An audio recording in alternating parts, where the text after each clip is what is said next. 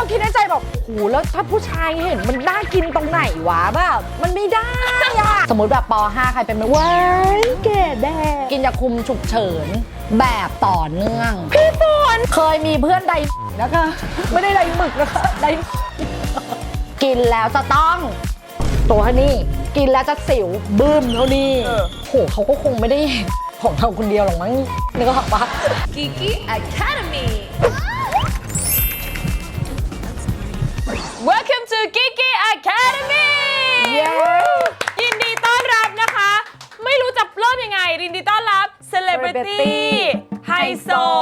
ดารานักแสดงนางแบบคืออยากเป็นอะไรเราใส่ได้เลย นี่คือพี่ฝนค่ะที่เป็นทุกอย่างในประเทศไทยค่ะ พี่หนูถามหน่อย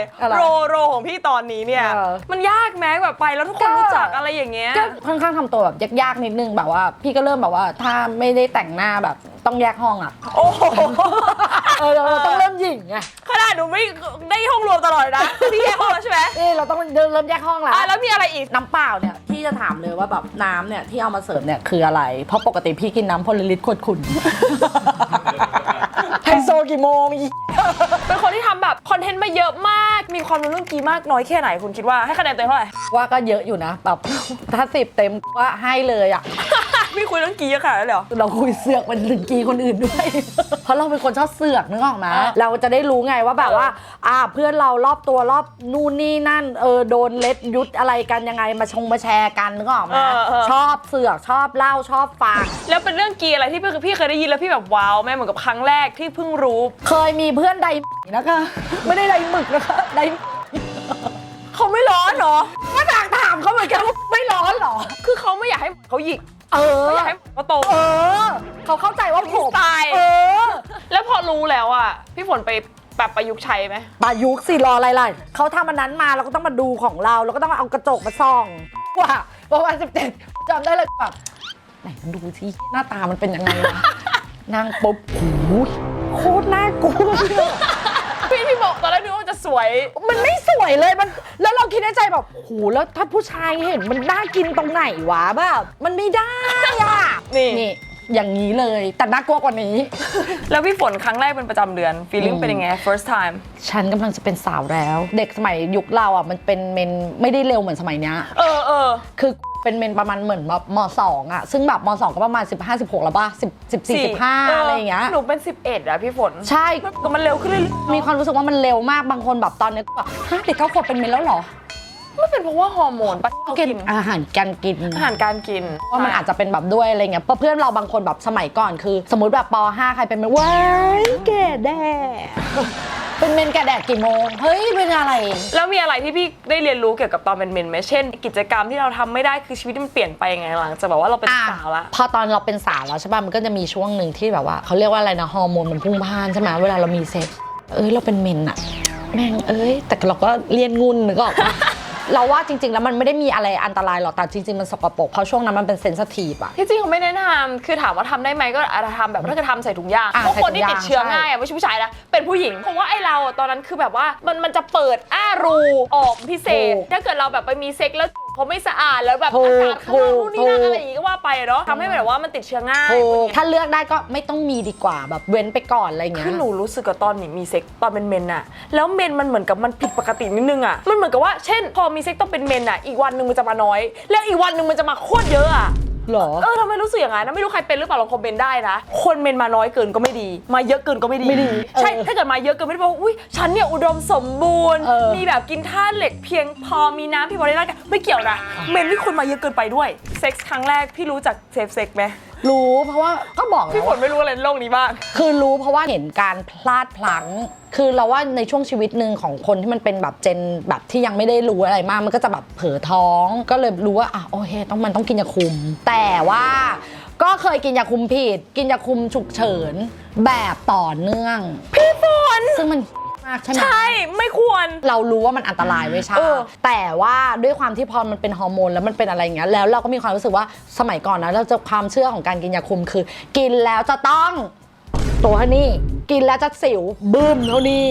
พองกินแล้วจะอ้วนกินแล้วจะฮอร์โมนจะระเบิดระเทิงกินแล้วจะนมเท่านี้อะไรอย่างเงี้ย เข้าใจใช่ปะ ไม่ ไม่เอาฉันไม่ต้องการกินยาคุมแบบนั้นฉันไม่เอาอะไรเงี้ย พี่กินระยะยาวคือยาวเท่าไหร่ขอถามหน่อย คือจริงๆมันไม่ได้ยาวมาก อาจจะเป็นแบบไม่กี่วัน อาจจะเป็นประมาณเดือนนึงประมาณเป็ดแบบติด2 ครั้งติดเงี้ย แต่เดี๋ยวนะพี่กินยาคนฉุกเฉินเป็นเดือนเลยเหรอไม่คือสมมติว่ามีครั้งนี้แล้วว่าอุ๊ยมันพลาดไปแล้วอะกิน72 ชั่วโมงใช่ปะกินเสร็จปุ๊บแล้วอีกประมาณสัก 3-4 วันถัดมาเมนมันจะดันให้เมนเรามาถูกไหม ใช่ มันจะดันมันจะดันให้เราเมนเรามาใช่ป่ะพอเมนเรามาเสร็จมันก็ไปมีเซ็กอีกแม่ง5 ถึงได้ก็ไปกินอีกอะไรเงี้ยพอไปกินอีกเสร็จปุ๊บไม่ได้แล้วอันนี้คือมันผิดธรรมชาติอ่ะนึกออกป่ะแล้วแบบเราพอเสร็จปุ๊บเราก็เลยคิดไปคิดมาถ้ามันจะไม่ได้เกิดมาจากสิ่งที่เราต้องมานั่งรับผิดชอบคนเดียวก็ต้องเป็นเขาที่ต้องรับผิดชอบอะไรเงี้ยเพราะฉะนั้นคือคุณก็ใส่ถุงยางแต่ถ้าคุณไม่ใส่เราก็ต้องรับผิดชอบร่วมกันคือโอเคงั้นก็ปรับมากินยาคุมที่มันเป็นยาคุมแบบเดือนแบบเป็นเดือนอะไรเงี้ยแต่จริงๆอันนี้ไม่แนะนำเด็กๆนะแบบว่าเฮ้ยยาคุมฉุกเฉินแม่งอันตรายมากยาคุมอ่ะมันจะมีแบบประเภทที่ถ้าเกิดกินเป็นแผงอ่ะมันต้องกินต่อเนื่องทุกคนมันไม่ใช่ว่าอุ้ยฉันกินเม็ดเดียวได้เลยอย่างเงี้ยมันต้องกินเป็นเดือนและมันต้องกินต่อเนื่องกันด้วยเพื่อจะได้เห็นผลสิ่งที่เด็กไทยหลายคนอ่ะไม่อยากกินต่อเนื่องเพราะว่ากลัวลืมคือต้องยูต้องตั้งนาฬิกาไว้หรืออะไรไว้คือมันเป็นอย่างนั้นคือยูต้องกินให้พยายามเวลาเดียวกันด้วยใช่บอกนะคือถ้ากินยาคุมมาหลายปีมากเหมือนกันจะพูดเลยคือยาคุมเนี่ยมันจะมีแบบฮอร์โมนเยอะฮอร์โมนน้อยซึ่งถ้าเกิดไปครั้งแรกอ่ะถ้าเกิดไปปรึกษาแพทย์อ่ะเขาจะบอกเราได้ว่าคุณเหมาะกับฮอร์โมนอะไรเหมาะกับการกินแบบเลเวลไหนและถ้าเกิดเราไม่ชอบภายในแบบว่าเดือน2 เดือนมีแบบไซด์เอฟเฟกต์อะไรค่อยมาปรับเปลี่ยนเพราะบางคนเรียกใช่ไม่เหมือนกันนะใช่เข้าใจป้าชนีมเดินมาด้วยความเขินอายอยู่แล้วจะมาซื้อยาคุมแบบสักอันนึงอะไรเงี้ยมันก็จะแบบยี่ห้อนั้นนะคะแค่นี้เลยจบเลยมันก็ไม่ได้มาถามหรอกพี่หนูกินแล้วหนูจะอ้วนไหมนึกออกป้าเพราะว่าวิสัยของเด็กผู้หญิงอ่ะมันคือความแบบเขาต้องรู้แน่เลยว่าเราโดน มันก็จะไม่มีใครกล้าไปถามว่าอันนี้กินแล้วหนูมันจะเข้ากับหนูไหมหรืออะไรอย่างเงี้ยทั้งหมดทั้งมวลเราต้อง explore เองตอนที่ฉันอยู่สวีเดนมันก็มีการแบบว่าสอนแล้วก็ไปที่หนึ่งที่มันเป็นที่ของสวีเดนที่วัยรุ่นไปปรึกษาได้อันนี้แค่จะบอกนะในเบสิกนะคือทุกคนจะรู้เองฉันไม่มาสามารถนั่งว่าเฮ้ยคนนี้ใช้ตัวนี้ได้แต่แค่จะบอกเบสิกคือ1มันจะมียาคุมแล้วฮอร์โมนแตกต่างกันถ้าเกิดกินต้องกินเป็นเวลาและต้องกินทุกวันไม่สามารถแบบสกิปอะไรอย่างนี้เลยนะคือพยายามอย่าเพราะยาคุมอย่างเงี้ยมันจะมีผลดีที่สุดถ้าเกิดยูกินแบบต่อเนื่องถ้าเกิดอยากกินครั้งแรกกินวันแรกที่มีเมนมันจะจำได้วันที่3 4 7อะไรพวกนั้นคือมันผ่านไปอาทิตย์นึงมันจะเริ่มมีผลแล้วถูกต้องเพราะถ้าเกิดยูไม่มีเมนแล้วตอนนั้นช่วงไข่มันกำลังแบบเฟรชคือช่วงนั้นเป็นช่วงที่แบบว่าถ้าเกิดอสุจิเข้าไปที่ท้องแต่ถ้าเกิดยูกินแค่เม็ดแรกมันจะไม่เอฟเฟกตีฟเขาเลยแนะนำให้กินวันแรกที่เป็นเมนแล้วกินก็กินเป็นเวลานานแล้วยาฉุกเฉินยาคุมฉุกเฉินเนี่ยที่มันชื่อว่าฉุกเฉินมันต้องฉุกเฉินจริงๆแล้วต้องกินภายในระยะเวลาแบบ72 ชั่วโมงพอกินแล้วที่จริงถ้าเกิดเลี่ยงได้ควรเลี่ยงนะเลี่ยงได้ควรเลี่ยงคือไม่จำเป็นจริงอยากกินเลยอยากกินอันตรายมากอันตรายมากเพราะว่ามันจะช่วยขับเราเมนออกมาภายในไม่กี่วันกีกี้แฟต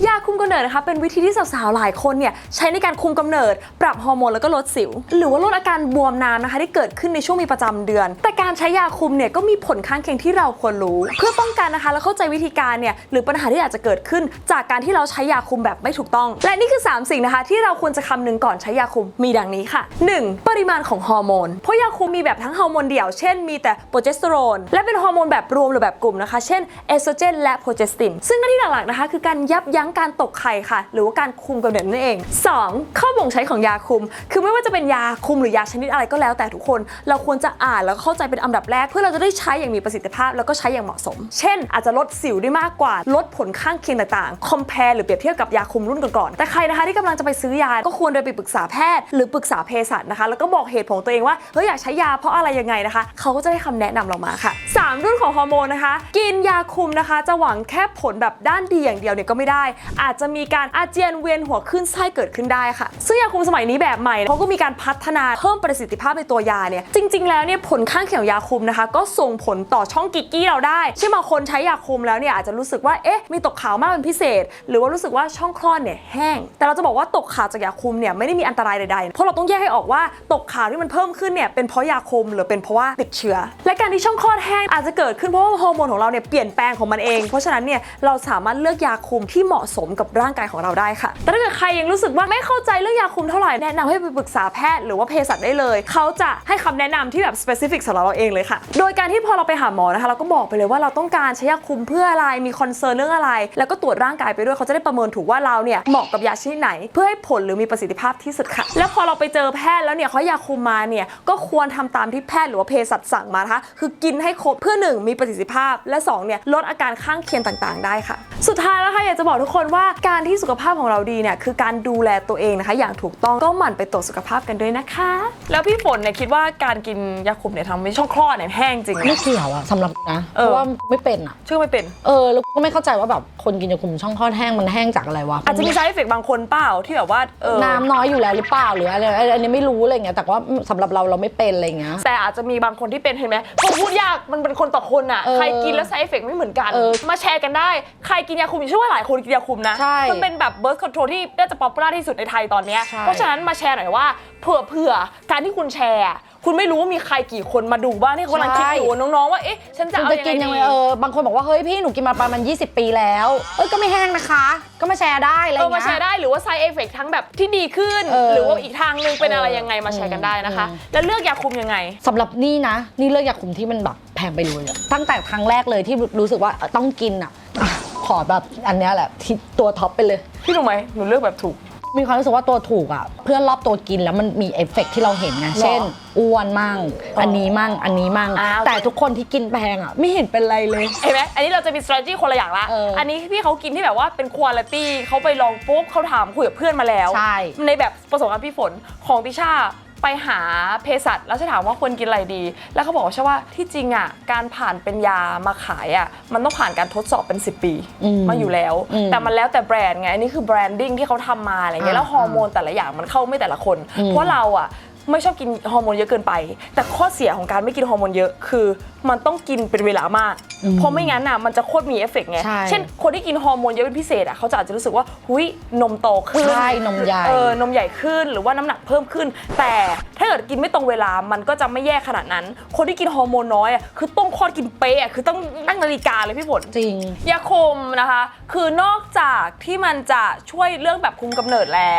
วมันก็อาจจะเป็นแบบบางคนก็ไปปรับฮอร์โมนทำให้เมนมาน้อยลงนะจากแต่ก่อนอ่ะตอนช่วงกินยาคุมอ่ะจาก7 วันเหลือ3อะไรอย่างเงี้ยเอางี้นะเพื่อนฉันคนหนึ่งเป็นซีสต์ในมดลูกแล้วเขาปวดท้องตลอดแล้วสุดท้ายคุณหมอให้เลิกกินยาคุมอาจจะกดแบบซีสต์กดฮอร์โมนอะไรอย่างเงี้ยอันนี้ก็คือมันแล้วแต่คนนะเพราะว่าจริงๆแล้วยาคุมอะข้อดีคือมันไม่ใช่แค่แบบว่าคุมกำเนิดอย่างเดียวอะไรเงี้ยมันก็ปรับเรื่องฮอร์โมนได้เพราะไม่งั้นน่ะกระเทยมันคงไม่กินกันหรอ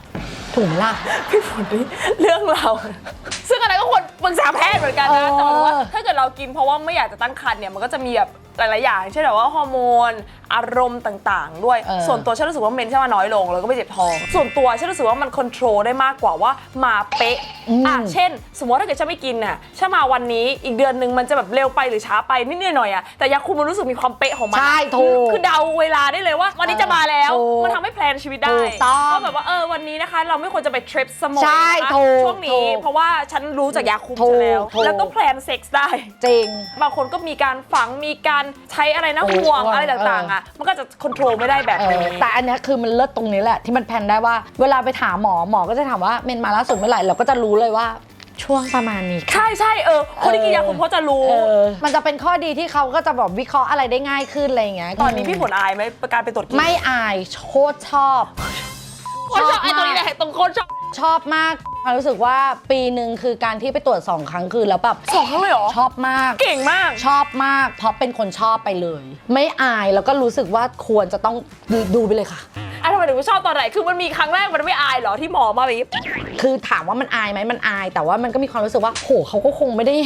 ของเราคนเดียวหรอกมั้งนึกออกปะเขาก็คงไม่มานั่งจำหรอกตายละอะไรอย่างเงี้ยนึกออกปะเขาก็ไม่ได้มานั่งเมามอยแล้วพอเราไปตรวจแล้วเรามีความรู้สึกว่าเราสบายใจจังเลยอะพอเราไปตรวจรังไข่หรือไปตรวจมดลูกหรือไปตรวจอะไรอย่างเงี้ยมันก็จะบอกได้ว่าตอนเนี้ยผนังมดลูกคุณเป็นยังไงไข่คุณมีเท่าไหร่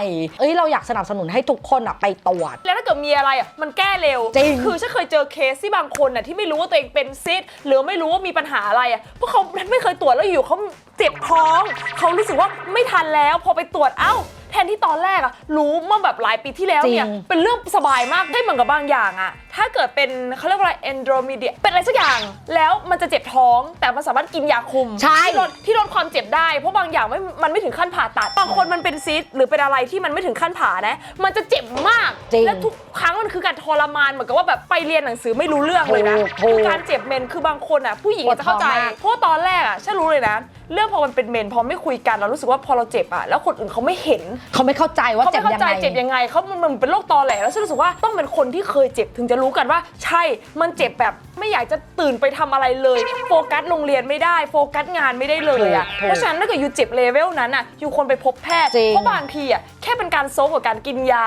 รักษาเบื้องต้นอ่ะรักษาเบื้องต้นได้มันอาจจะช่วยแบบชะลอแล้วทำให้ชีวิตอยู่ง่ายขึ้นเพราะฉะนั้นเนี่ยการไปตรวจอ่ะมันจะได้ความรู้พวกนี้ถ้าเกิดอยู่ไม่เป็นไรก็ถือว่ารอดไปพี่ฝนมาแบบปิดท้ายเลยฝากเมสเสจไปให้สาวๆหน่อยกับเรื่องกี่ของเราขอบคุณช่ามากนะคะที่ทำรายการแบบกิกกี้นี้ขึ้นมานะเพราะว่าประเทศไทยอ่ะมันก็ยังไม่ได้มีรายการที่มัน educate แบบว่าเด็กวัยรุ่นหรืออะไรแบบมากมายคือถือเป็นไอคอนิกของแบบน้องๆอุ้ยแล้วก็ไฮโซสาวนะคะมาพูดด้วยนะคะอยากให้ทุกคนอ่ะแบบเห็นถึงความสำคัญว่าเฮ้ยการมีเซ็กไม่ได้เรื่องน่าอายการที่เราแบบมีโรคหรืออะไรที่เราเกิดจากอวัยวะเพศของเราหรือตัวเราเป็นตัวตั้งตัวต้นตัวตีก็ไม่ได้แปลกประหลาดไม่ได้เป็นคนแบบว่าคือไม่คนแรกคนเดียวในโลกไม่ได้คนสุดท้ายด้วยมันไม่เป็นอะไรมันไม่ได้เป็นเรื่องน่าอายมันแชร์กันได้มันคุยกันได้เหมือนที่เรา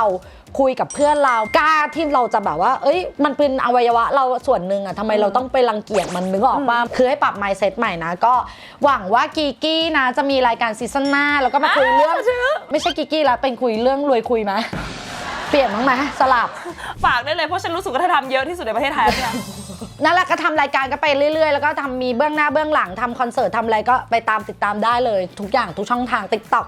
IG อะไรไปเลยค่ะโคตรชอบคอนเทนต์พี่อะชอบสุดๆไปเลยไปเลยเพราะว่ามีความออกจากโลกไปเยอะเลยอะแบบว่าต้องคือหลายครั้งหนูบอกว่าพี่ฝนฉันไปดูเลยมันก็ต้องมีอะไรแบบนี้แหละมันจะได้แบบว่าการอะไรอย่างนี้เนาะก็เหมือนเธอฉันไม่กันได้ทันฉันรู้สึกว่าเธอไปล้ำกว่าฉันอีกนะใครชอบเอพิโซดนี้นะคะก็ฝากกดไลค์กดแชร์มีอะไรที่เราพูดไปเนี่ยคอมเมนต์ได้นะไม่จะเป็นเรื่องแบบว่าเอฟเฟกต์ของยาคุมแล้วเราพูดผิดพูดถูกอ่ะคือบางอย่างเราพูดประสบการณ์ที่ควรทำและไม่ควรทำนะไม่ได้บอกว่าควรทำเหมือนเรานะมีบางอย่างเราก็พลาดเหมือนกันเพราะฉะนั้นเนี่ยก็ฝากคิดฝากดูด้วยนะคะแล้วก็แชร์กันเยอะๆนะคะไปแล้วบ๊ายบายค่ะสวัสดีค่ะพี่มีเคสครั้งแรกที่แบบว่าพอเป็นเมนแล้วมีคนมาบอกให้แบบว่าเอากีไปถูบันไดไหมอันนั้นนั่นปัญญาอ่อนนะก็ไม่ได้ทำนะคะไม่ได้ทำหนูก็ไม่ทำพี่มีเมนกี่วันก่อนเต็มแม็กซ์แบบก็3 ถึง 5 ถึง 7ประมาณนี้ของหนูก็ประมาณ5 ถึง 7ใช่ประมาณนี้หรือว่าเพราะเราไม่เอากีไปถูบันไดวะก็จะเป็น